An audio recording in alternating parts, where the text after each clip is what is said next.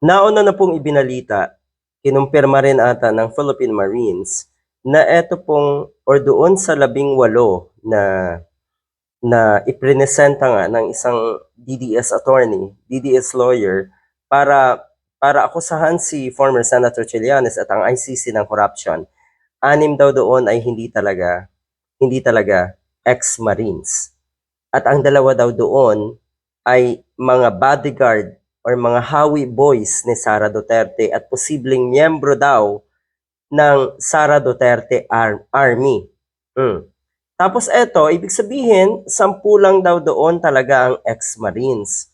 So, kung totoo ang kanilang mga sinasabi, o ay bakit noong una, noong nalaman nyo na kayo pala ay nagdi-deliver ng mali-maletang pera na hindi naman ma-imagine kung paano nagkatotoo, paano magiging totoo yung gano'n. Anyway, kaduda-duda talaga. Ito palang 10 ito ay may mga bad records. Yun na nga, yun. Yun ang sinasabi natin madalas, na lahat ng konektado sa mga Duterte ay may bad records. At ito na nga, 10 sa 18 na dating Marine personnel ay dishonorable discharged mula sa serbisyo dahil umano sa pag-a-absent at yung iba ay awol. So, ibig sabihin, walang credibility. Ibig sabihin, etong mga ito ay pakawala. Wala nang mawawala sa kanila. Ibig sabihin kasi niyan, wala na silang credibility. Nawala na lahat. Kaya na sila mula noon pa. Yan na yun.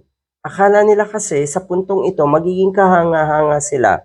Mga bugok, magiging kahanga-hanga lang kayo sa mga katulad nyong tanga rin na mga diehard. Ang tinutukoy po ni Senator Ping Lacson ay ang 18 former Marines na nagsabing naghatid umano sila ng mali-maletang pera mula sa isang dating kongresista sa ilan umanong opisyal ng gobyerno, mambabatas at kilalang personalidad. Wow! Yung 800 something billion ata yun, na kung tutuusin daw, hanggang 2028 pa ang posibilidad na ma-deliver dahil sa dami nun. Yung idea na ganyan na, talaga ba? Kakagatin nyo to kung ikaw ay normal? Natural, hindi. Ayan. 10 sa 18. Sinabi pa ni ni Senator Lacson na 2 hanggang 3 mula sa former 18 former Marines na ito ay nagretiro ng optional. At sa 2 Philippine Army non-commissioned, anyway, kung ano man, ito ay mga walang credibility. Yun pala.